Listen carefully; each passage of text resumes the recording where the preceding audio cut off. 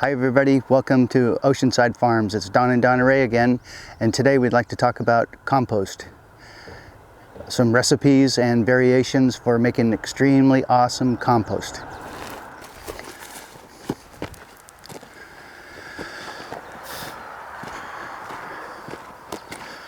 So, what to put in your compost pile? Midge and Bruce's Comfrey. You can see that it's grown about 3 or 4 feet there, and it'll do that twice a year, so that's a really good nitrogen source for your compost pile.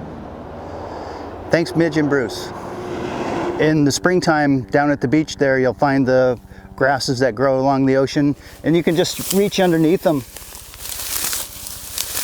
and pull out last year's growth, and you'll get some browns for your compost pile.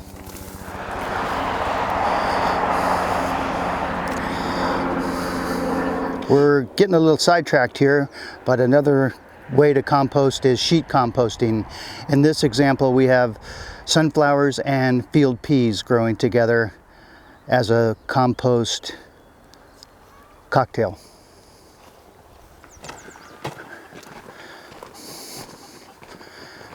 So, what goes in your compost pile? Maybe in your community you get a lot of cardboard boxes, so just take your razor knife, keep your fingers on your hands, cut them into about leaf-sized chunks. Cut's pretty easy. About 3 layers is all you want to do. Like, do as I say and not as I do, huh? But something like that, just to help break it down. The chickens are helping in the background there. They're a big part of the compost routine here. So this cardboard box is the same as that pile in the bucket there. So you can make a lot of trash going to your refuge site into something usable in the compost pile. So you can save for your community on trash. A few things that we have to go in the compost pile are, we have biochar, and we'll come back to that a little bit later. We've got coffee grounds. We've got seaweed, wet and dry. We got some seashells. Got some food scraps. Got some grasses. And over in this side we've got shredded office paper. We've got scraps from the farm here, comfrey, horsetail, peonies,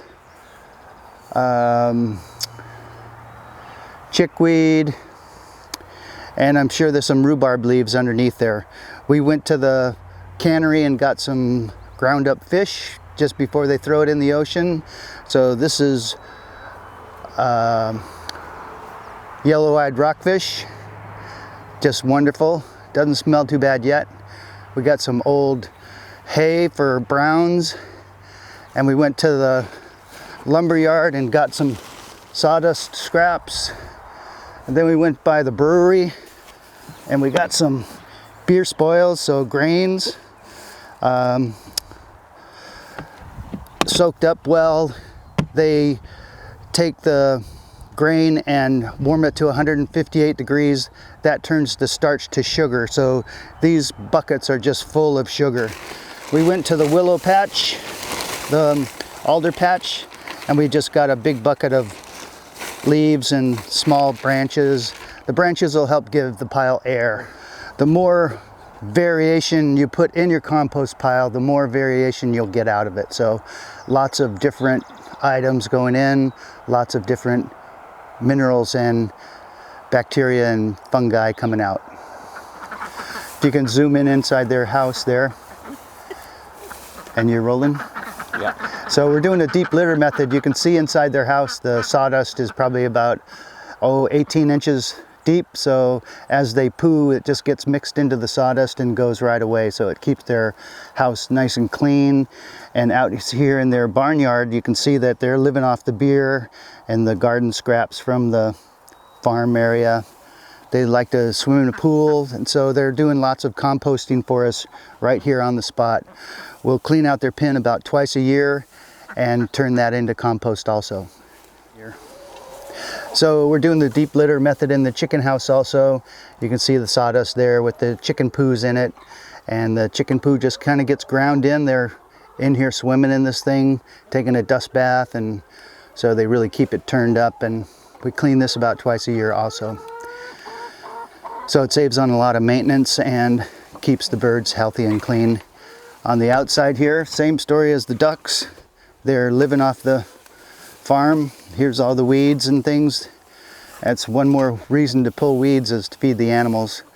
You can see the sawdust there that they drag out of the house, and then they're living on beer spoils too. So in this example, we have zeros in the middle, and we have nitrogen on this side, and so we have food scraps would be like 20 parts carbon, 1 part nitrogen. Grass clippings would be about 15 parts carbon, 1 part nitrogen, and then we have poo over there, which is about 7 parts carbon and 1 part nitrogen. And then on this side we have the carbons, and so we have dried leaves, about 60 parts carbon, 1 part nitrogen. Paper is about 150 carbon to nitrogen, 1 nitrogen. And then sawdust is about 300 carbon to 1 nitrogen. So this just gives you an idea of how rich in carbon those ones are, and how rich in nitrogen the poo is, so you can get an idea of a well-balanced compost pile. So if we take 1 handful of kitchen scraps, and we could balance that out with 1 handful of dried leaves.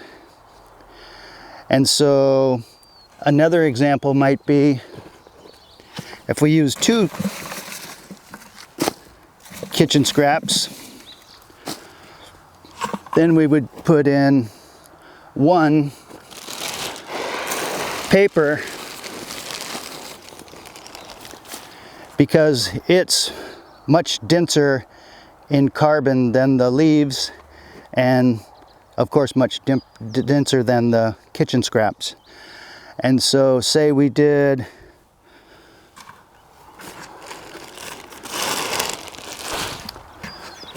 1 handful of grass clippings,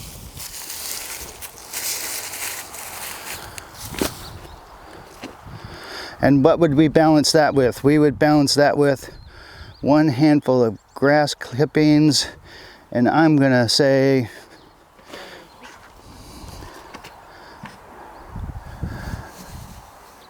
one handful of grass clippings, and how about 2 leaves? And that kind of balances those 2 out. And to get the sawdust into the picture, if we did 1 sawdust, we would do 1 handful of poo. Would kind of balance those 2 out. And if we were going to do, so at this point you could say, well, we just had a cup of coffee in the kitchen there, so we can tune it up a little bit with some coffee grounds, a little nitrogen, and we had Dungeness for lunch, so we'll throw in a little seashell action there. And I hope that made sense to you. So just to recap this, I just threw some coffee grounds in the compost pile, and I would add a little carbon to even those 2 out. So you want to have a balanced pile.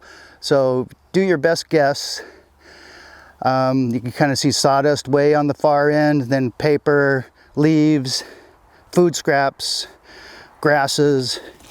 Beer spoils are kind of in that same zone there, and then coffee is pretty nitrogen rich, and fish, and then some poo. And I hope that makes sense to you.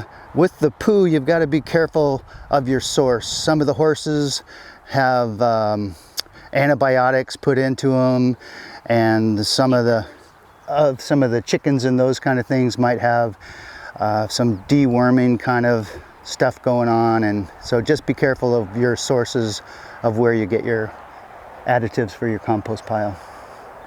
So what we have here is biochar. So we made charcoal in an oxygen-free atmosphere. It just breaks apart like glass. So you can just throw that on your... Just don't want to breathe the dust as you're breaking this stuff up. So I throw it down on the board there, and then I just take my bar. I'm not doing any work. My work is all picking the bar up, and the bar is doing all the grinding. And so I would probably break them up about that much, maybe 1/2 inch or smaller pieces, and that would be great for the compost. So we're going to add that to the compost. That is condominiums for microorganisms. So all the microorganisms are going to come out of the compost pile and go right into your biochar and make a home. And this is how much we got out of this load. So what we do is we take this and we load it up with small chunks of wood. And I've been using pallets, and so that's another story. You got to be a little bit careful of where you get your pallets. The red ones and the blue ones are definitely a no-no, and the pallets you want to see it'll have a HT on the side. That means heat treated. So instead of spraying poison on the pallet, they put it into a big oven and cooked it before they sent it over, so there's no bugs in it. And so fill this full, and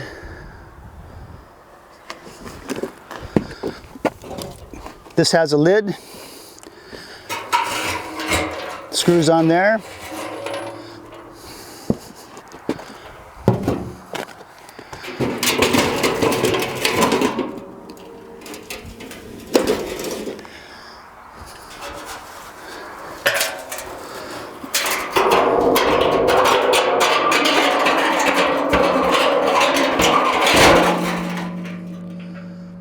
So the cooker has got holes at the top and holes at the bottom. As you can see by the 55-gallon drum is all bent down there. It gets super red hot. So as you're building it, like I said, I usually cut up pallets, and so some of them be 1-bys and some will be 2-bys. But this will fit a board right in the outside. So and you build a fire here on top, so this will all be full of wood. As the fire burns down, it climbs down the legs of these boards and gets burning at the bottom, and the gas from inside the wood inside here just gets going like a flamethrower. So it burns all the gases out of the wood and makes this beautiful charcoal material. And so we're building fertilizer for 1,000 years. So this is nothing to sneeze at. It is 20 tons per acre application, but you can imagine how much charcoal that would be. So the soil would just be black with charcoal if you could even find that much. I've made less than 100 barrels full with this cooker, and it seems to be holding up okay. So after you get it loaded with wood,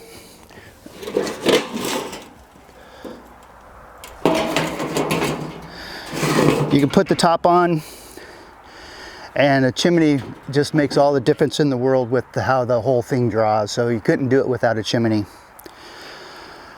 You can kind of look it up, Terra from South America, and then the Native American Indians were doing the same thing with fires, burning the prairie to keep the livestock, their buffalo and their elk, in food. They would burn the grasses, and that would take out the small bushes, and then the small bushes would come back as sprouts, and that's what the animals like to eat, is the fresh new growth in the springtime. And So that was a good way for the Native Americans to farm the land and keep good livestock close by their local localities. So we're going to check out the pile here that's existing and see if we can recognize anything. So it looks like a coffee filter, and I see some eggshells, a small chunk of cardboard, a little bit more cardboard, so sawdust. So what I did is I threw 55 gallons of fish in here, and then I had to run to the sawmill and get some sawdust to keep it from smelling too bad. And so my thought is we're going to take this pile and throw it into this bioreactor next to us.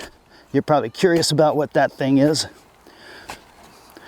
But I'm starting to get to some fish here. So here's some decomposing plants.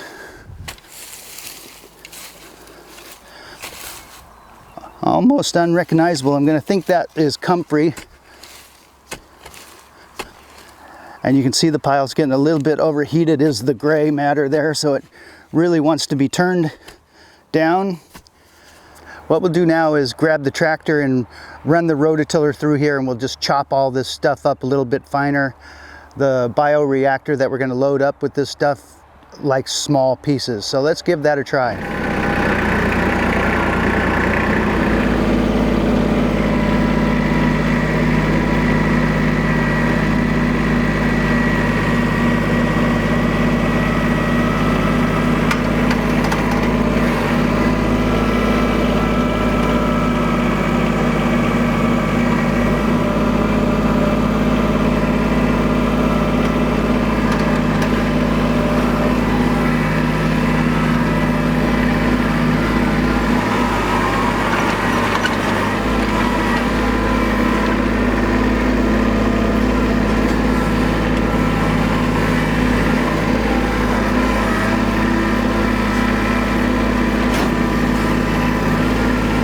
So what we just did was chopped up the pile with the rototiller on the tractor. So you could do it with your small rototiller, you could pull it out and do it with your lawnmower, anything to help chop up the bigger debris to get it to go into the bioreactor. So the bioreactor is sitting on a pallet. It's concrete wire mesh. My pallet was 42 inches wide, so we made the bioreactor 42 inches. The rule of thumb is no place in the pile can be more than a foot away from oxygen, and that means you won't have to spin this pile. And so this thing will just sit here for a year and get fungal and make an excellent compost. So as you just saw from chopping that pile up, if there was any fungus in there, we completely destroyed it, because the fungus sends out fungal hyphae, which is just long strands through the whole compost pile. And anytime you rototill or turn the pile, you're killing all the fungus. So the most fertile compost is going to be one with fungus as well as bacteria. And you can adjust the fungus and bacteria levels by how much nitrogen and carbon you put into your pile. So more nitrogen is going to be bacteria, and more carbon is going to be fungal pile. So you can adjust your pile that way when you get better at it. It takes a bit of practice. Don't worry too much about compost. You could do a cold compost pile just in your yard. Just make a pile of scraps and come back in 2 or 3 years and it'll be turned into compost. That way you won't kill the weed seeds, but you'll have compost and you won't have any effort other than just piling all your debris up in a pile. So, and if you want to just keep making that pile bigger, just dig out the bottom, and that's where the compost will be, in the bottom of the pile. So that's the easiest way to compost. You don't kill the weed seed is the bad thing about that direction. As you can see with the hot pile, the weed seeds are going to die at about 135 degrees, and you don't want your pile to get any hotter than 160, or you'll start killing the good bacteria, and then the bad bacteria will take over in your pile. So what we're going to work on next is filling this bioreactor. This bioreactor is an invention from David Johnson, PhD in Texas, and his sweet wife Sue. And so it's called the Johnson-Sue Bioreactor. You can look it up on the YouTube. He's got a channel, and it's really, it took me probably 4 hours to make this. I had to drill holes into the pallet to accept the sewer pipe, and there's 6 sewer pipes in here. I just whipped out a piece of electrical conduit to kind of help hold everything firm. The pipes only stay in here for 1 day, and then you pull them out, and that leaves an air shaft all the way through the pile, and that's how the whole thing works. We'll put a cover over it when we're done, and it'll just sit here for a year making compost. So it's kind of likened to having a child. You don't want to take your compost out too early, otherwise it doesn't have a chance to make all the fungi that it can. Just like taking a child out too early wouldn't be a good idea.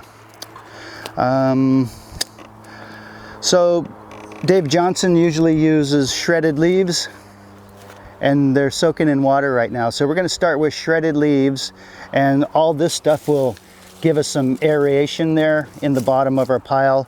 And then we're going to pile this pile that I started a couple weeks ago in there, just to move things along a little quicker. So as you all remember from your classes, you want to get your compost pile wet just so a drip or two comes out, and I can feel it. And there goes a drip out my knuckle. But it clumps up, and so that's pretty darn good. And so there it's dripping a little bit more, so that's getting plenty wet on that side.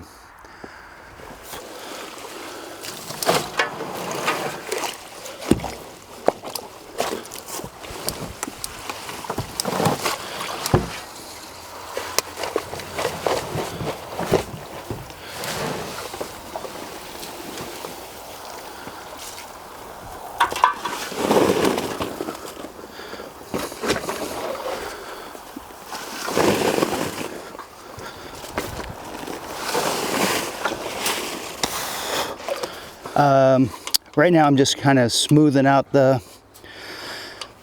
leaves in the bottom. I think it'll be easier to get a few more leaves wet.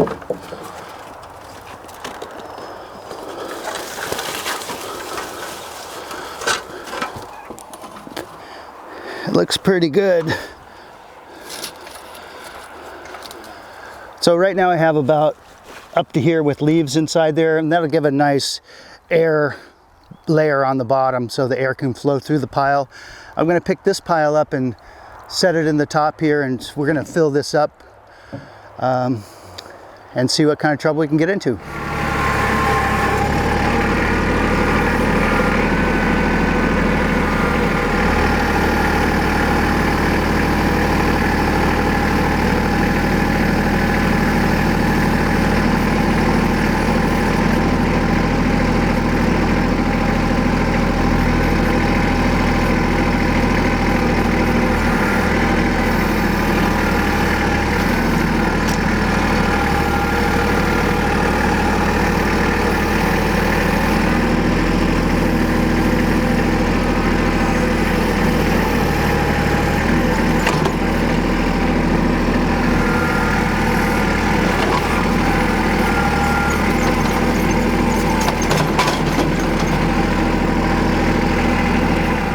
Oh, so I'm just kind of evening it out here on top. See where we're at. So as you can see, it took pretty much that pile that we had there. I can't see it.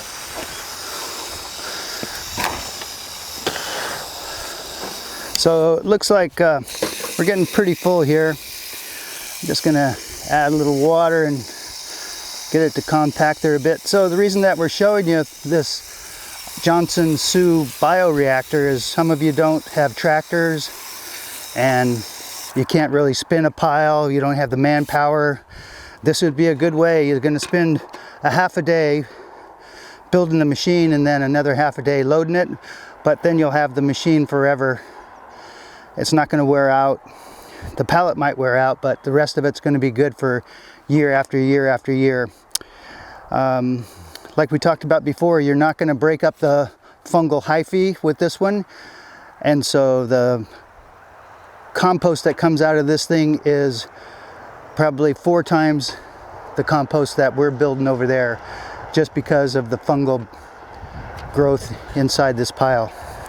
And we'll keep you posted how the summer goes with this one. And if you have more questions, you can look at it. Dave Johnson on YouTube. He explains how to build the whole thing. That's why I didn't explain it to you. He does a much better job. I'm a man of action and not many words. So what we're going to do now is build a compost pile right here with all this stuff, and you guys can just kind of see it flow together. We have a nice little tractor, so we're going to make it do most of the heavy lifting and watch and see. Okay. We're going to start with the leaves and the sticks, and that'll give us some air in the bottom of this pile too, similar to what we did with the Johnson Sioux Bioreactor.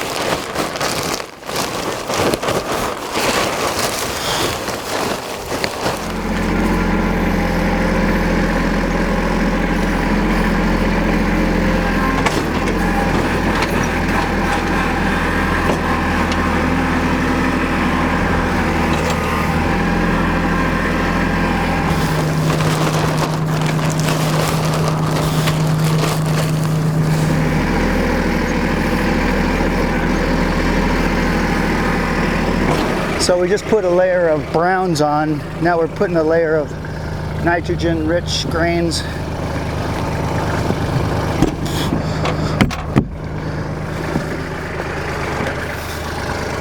Just because they're not green doesn't mean that they're not greens. It's more about nitrogen, carbon than colors.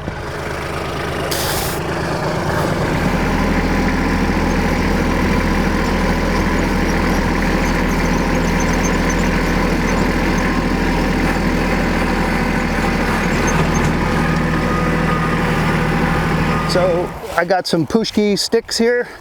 That'll give a little air into the pile. So we did a layer of brown leaves, then we did a layer of nitrogen, and so we'll just stick these things out there any old way. They're all going to turn into beautiful compost.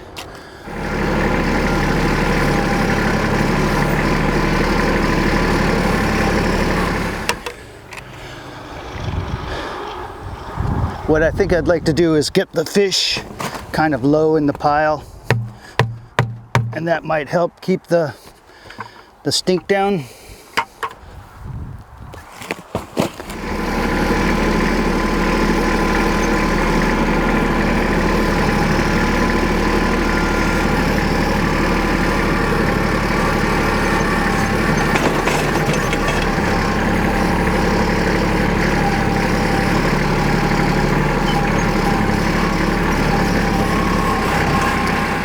So as you can see, we're just layering up browns and greens to try and get an even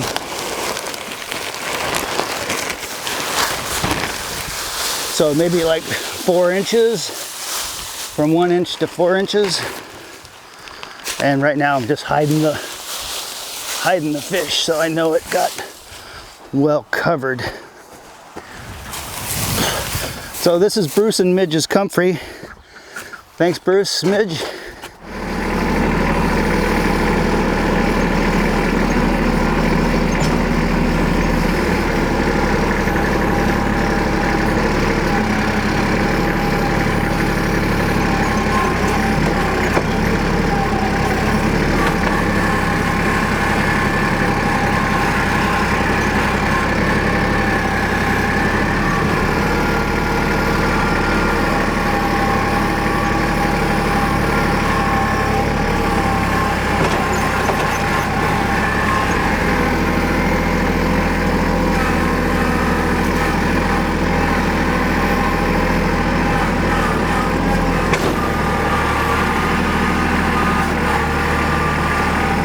Right now we'll throw some different stuff in there. Here's some kelp off the beach.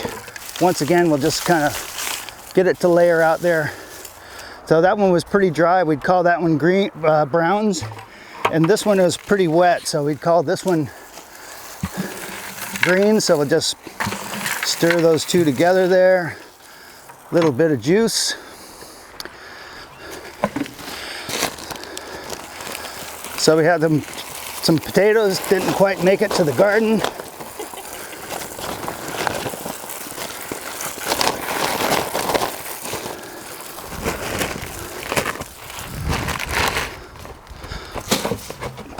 We got some clamshells. They'll be in there for 100 years or so. So calcium for 100 years. We got that little bit of poo left over.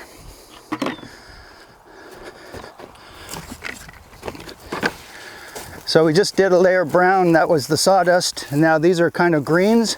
And so I'll just jump up here and give it a little coffee fix this time of the day.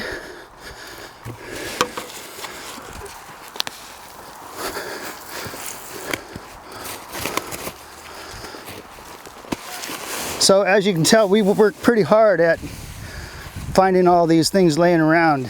So it just doesn't happen overnight. You got to keep your eyes open and your ears open. And if you see something you want, just ask. Most times people are just happy to help you out with whatever you need.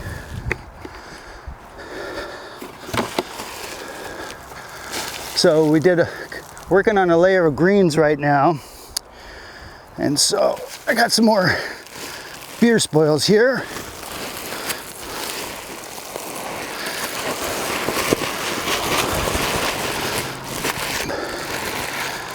Now I'm going to throw some more leaves at it. Green leaves, that is.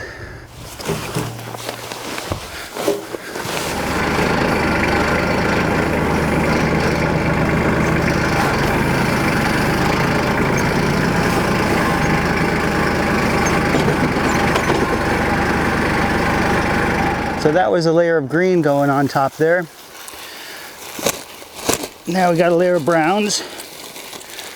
So as you can see, you just kind of build it up evenly. We usually don't do this all in one day like this, so it's kind of a rare treat.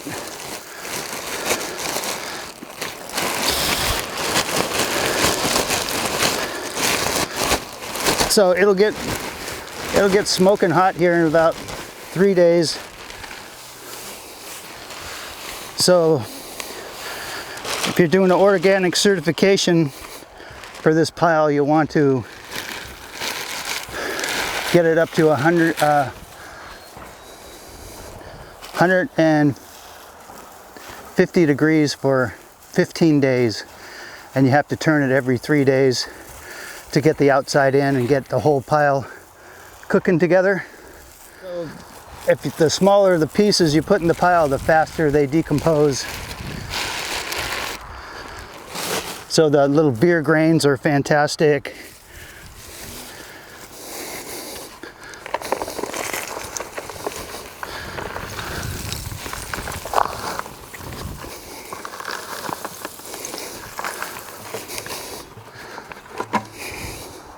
Biochar.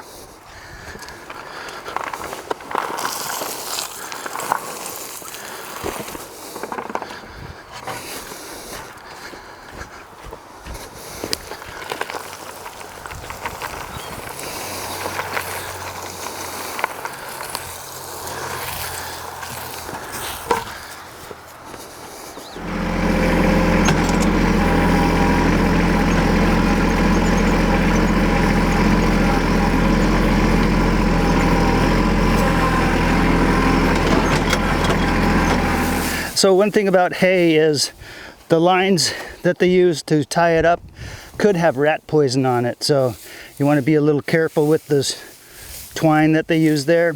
And this dust that you see flying out of the old hay piles, not good for your lungs.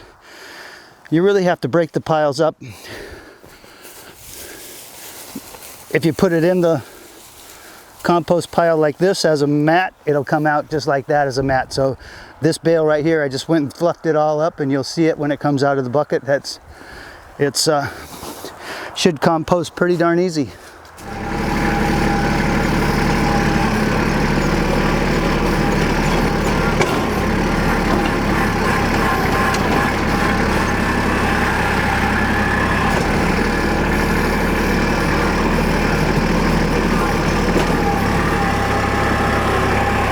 So some basics of the compost pile: 131 to 170 degrees for 3 days, and you want to, that's one method, and the method we're using is 150 degrees for 15 days and turn it every 3 days.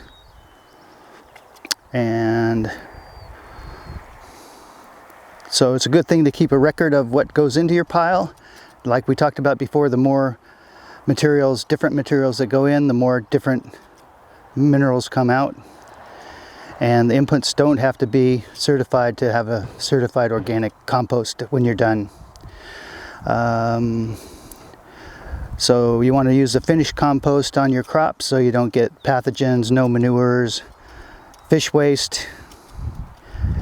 You just need 120 days. We're trying to let our compost stay for a year, and that way it gets more fungal growth in it. And so this pile that you're sitting on behind you there is from last year, and we'll talk about that in a few minutes.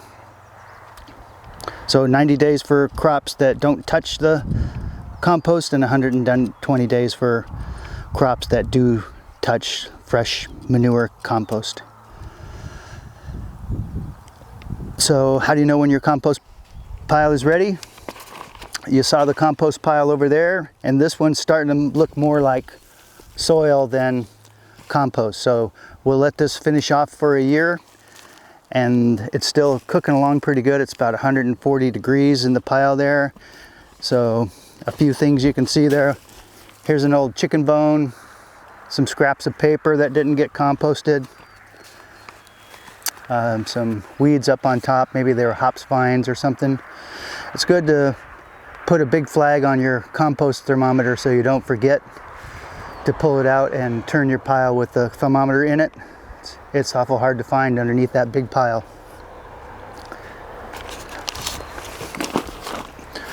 So when it starts looking like soil, you just leave it alone and let it finish off, and after a year, then you've got this beautiful compost. We use an old bread tray.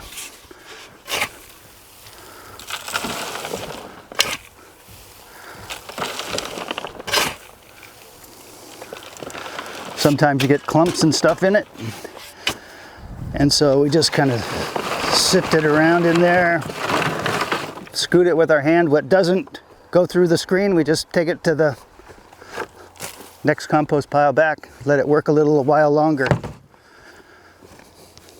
So we will add this no more than 2 inches in a bed when we're adding compost. So we're adding like 6 5-gallon buckets in a 25-foot bed. So we're getting our nutrients off of the farm without buying nutrients.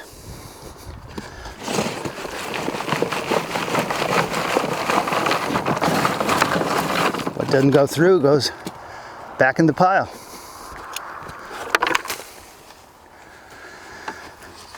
And there you have wonderful, smells like soil.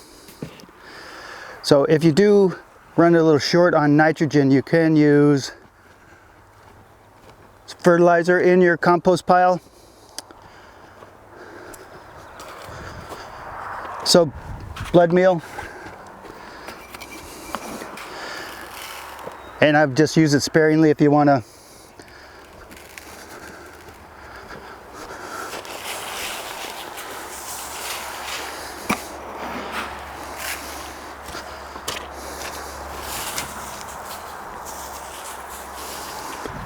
that'll just kick things off a little quicker with the extra nitrogen. What we did is We made a compost tea. We took a quart of compost this morning, and these bags are really cool. These are paint strainer bags from the hardware store, so you can just use it as a tea bag. And that kept the water pretty clean, so it'll go through your water can.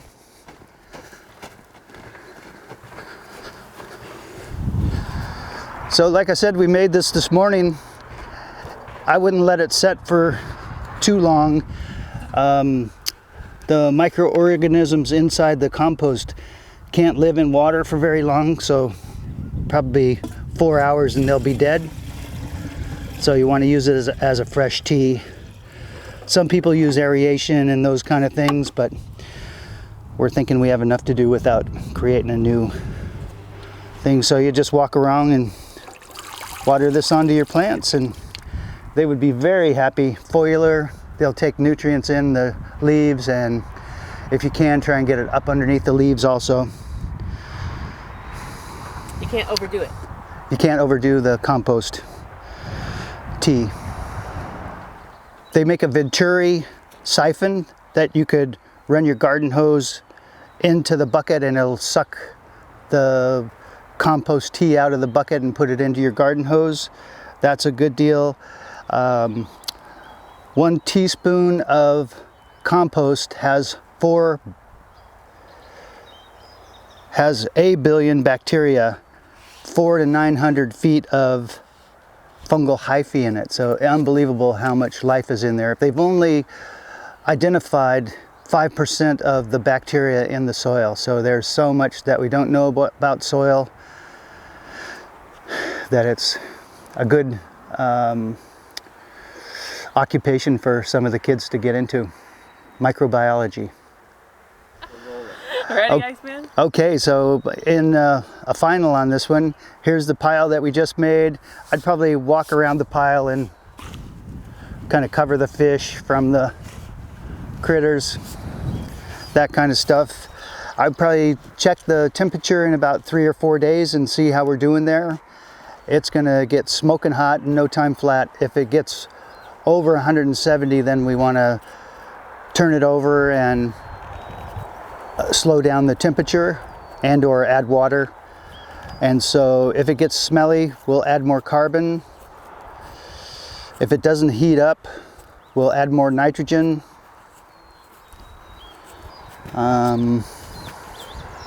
It's looking pretty good. I probably wouldn't till it again. I just tilled the pile earlier to get it to fit into the bioreactor, so you could see another method of no-till composting that seems to have some good history behind it for an easy way to get some really excellent compost. Donna Ray, final thoughts? I think you did good. Oh, thanks, sweet thing. He's my soil mate. Can you just leave this? Could you just let it sit there? Yeah, oh yeah, if it would just, it might get too hot. You saw that gray stuff earlier? That's what happens when a pile gets too hot. So the good bugs died and the bad bugs took over, and that's how fires start, because it was almost looking like wood ashes there. We've never had anything catch on fire, and we've had a hay pile over there for a couple years, so.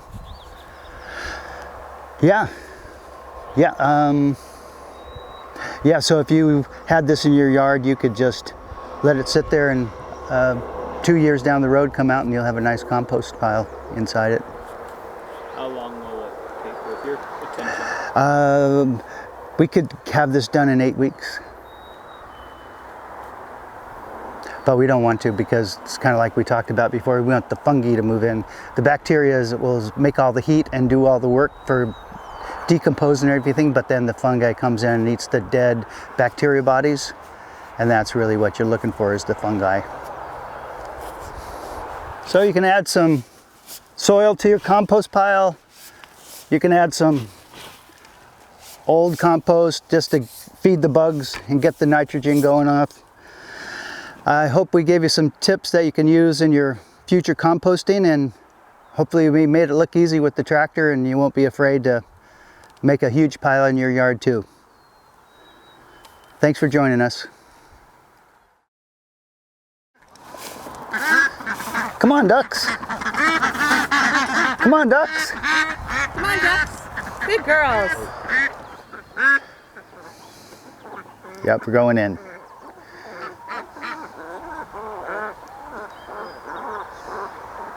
So it's been 2 weeks since we built the compost piles and the bioreactor. The bioreactor went up to 150 degrees and then cooled right down. It's at 80 degrees right now, and I've been adding worms every time I find some in the garden. The big compost pile, well, check this out. So we put a cover on it, and when we pulled the pipes out, they just held a perfect cylinder all the way to the bottom of the stack. So it's got air holes all the way through. Still got pretty good moisture. Clumps up. It's nice and cool. Should have some amazing compost.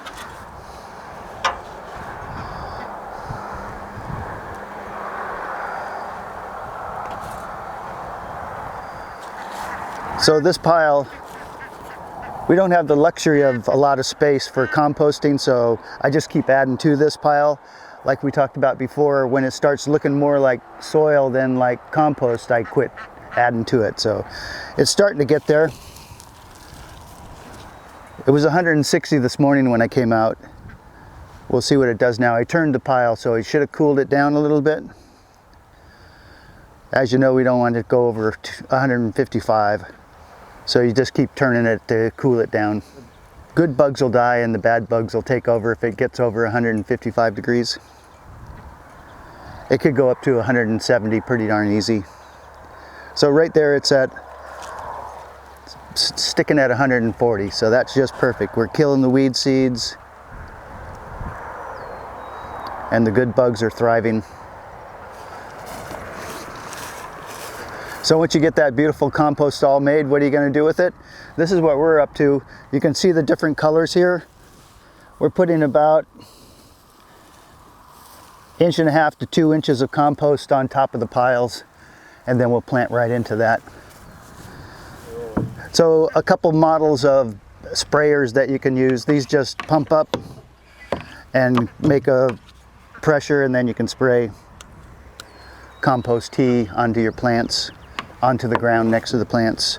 Two different models. A backpack, that one holds 4 gallons and this one holds 2 gallons.